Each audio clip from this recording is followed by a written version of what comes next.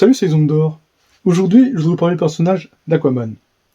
Alors avant de débuter cette vidéo, je voudrais dédier cette vidéo à House Comics, qui a réussi pour la plupart d'entre nous à nous transmettre sa passion pour ce personnage. La plupart des comics que vous voyez ici, c'est de la VO. Enfin, sauf La Mort du Prince, qui est édité en VF, par Urban, mais la plupart d'ici, c'est de la VO. Alors moi, ce que j'ai lu, principalement, c'est l'Aquaman No 52,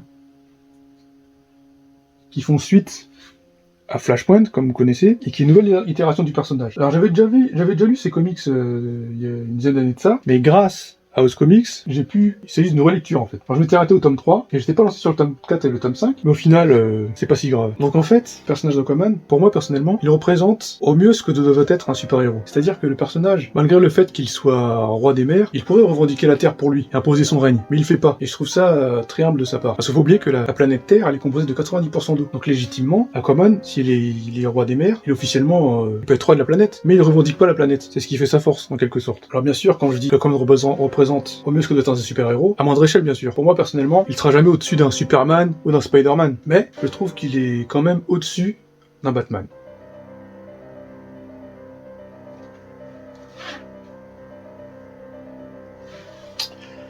Qu'est-ce que je viens de dire là? C'est bon, calmez-vous les bots fanatiques là. Je sais que vous êtes nombreux.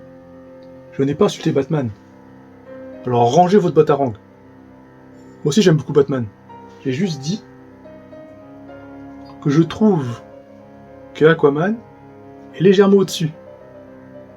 Dans mon échelle personnelle. Et aussi un autre truc qui me passionne avec ce personnage, enfin qui me parle à moi personnellement, c'est que ce personnage est un métis. Enfin, il est un métis dans les nouvelles origines, dans ses premières origines, dans les années 1940, dans ses premières origin story. Alors je vous invite à aller voir les vidéos de Oz pour mieux comprendre ce que je vais vous dire. Sauf que après le crossover Crisis on Infinite Earth, ces origin story ont été revisitées. Donc à ce moment-là, c'était pas un métis à moitié humain et à moitié Atlante, c'est devenu un pur sang, 100% Atlante. Ça c'est dans les nouvelles origin story d'Aquaman depuis Crisis on Infinite Earth. Seulement, après Flashpoint, ces origin story ont été revisitées par Geoff Jones, et les origin story qui ont été reprises dans le film Aquaman avec Jason Momoa. Alors en fait, on a repris les origin story avant Crisis. C'est-à-dire que à partir de là, Aquaman est redevenu un métis. Et bon, tout ça je le savais pas avant dans les vidéos de Oz. Pour moi, Aquaman c'était un métis, mi-Atlante, mi-humain. Donc l'Aquaman actuel, c'est un métis. Et ça, personnellement, ça fait un petit truc en moi. Car ça se voit pas sur moi, avec ma peau blanche comme ça. Mais moi aussi, je suis un métis. Mon père est parisien, français, et ma mère est réunionnaise. Donc vous me direz, la Réunion, c'est un département français. Donc officiellement, je suis français. Mais la Réunion, c'est pas dans la France. Et ma mère a une peau beaucoup plus bronzée que moi. Bon, bien sûr, sur moi, ça se voit moins que sur Jason Momoa, et moi aussi je suis métis. Donc personnellement, je me sens impliqué dans ces histoires, si tu vois ce que je veux dire. Bon, j'irai pas jusqu'à dire que la Réunion, l'île de la Réunion, c'est un territoire fantastique comme l'Atlantide, mais c'est différent de la France. D'ailleurs, un petit message, c'est hors sujet, ça n'a rien à voir avec la vidéo, mais s'il vous plaît, les mecs qui connaissent rien en géographie, arrêtez de me dire que de confondre la Martinique et les Antilles avec la Réunion. Géographiquement, c'est complètement l'opposé. Alors juste, va voir un atlas du monde et ferme ta gueule. Non, parce que je supporte pas. Depuis que je suis petit, on confond la Réunion et les Antilles. Alors j'ai rien contre les Antillais, les Martiniquais, mais l'accent de la Martinique, enfin des Caraïbes, leur façon de parler, ça n'a rien à voir avec ceux de la Réunion. Par exemple, en Réunion, il y a un R devant. Et plusieurs fois, on m'a dit « Hey, tu vas à la Réunion ?» C'est un R, c'est pas un W. Alors je vais vous mettre des petits extraits des chansons réunionnaises, pour que vous compreniez que c'est pas le même son en fait. Enfin bref, c'était juste un petit rappel au cas où. Donc voilà ce que représente le personnage Aquaman pour moi. Et bien sûr, il y a son pouvoir de pouvoir parler aux poissons. Ça a l'air banal comme ça, mais c'est juste magnifique ce pouvoir. Pour moi, Aquaman, c'est pas juste un mec qui nage dans l'eau et qui parle aux poissons. Non, pour moi, Aquaman, c'est un roi, c'est un super-héros, et c'est un protecteur des océans. Et ça, c'est juste magnifique. Je vous invite fortement à vous abonner à la chaîne de House Comics. Alors peut-être qu'il regardera ces vidéos, je sais pas, mais j'ai notamment fait une vidéo sur le livre Aquaman The Atlantis Chronicle, une web-série en 7 parties, c'est juste magnifique. J'ai aussi un petit truc à dire par rapport au personnage, au film Aquaman de Jason Momoa. Alors ce film est magnifique, certes.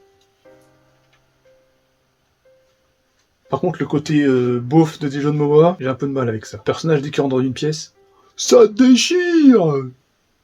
Et le fait que sa réplique, quand il fallait mettre de l'eau sur un artefact Atlante, le mec, il sort à Mera.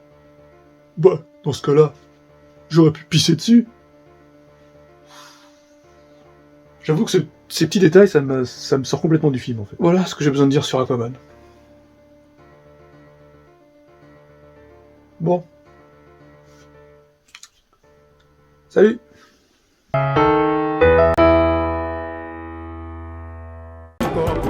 Allez, pas bien, donne bord la mer, faites attention, c'est Ninga la mer. Allez, pas bien, donne bord la mer, faites attention, c'est Ninga la mer.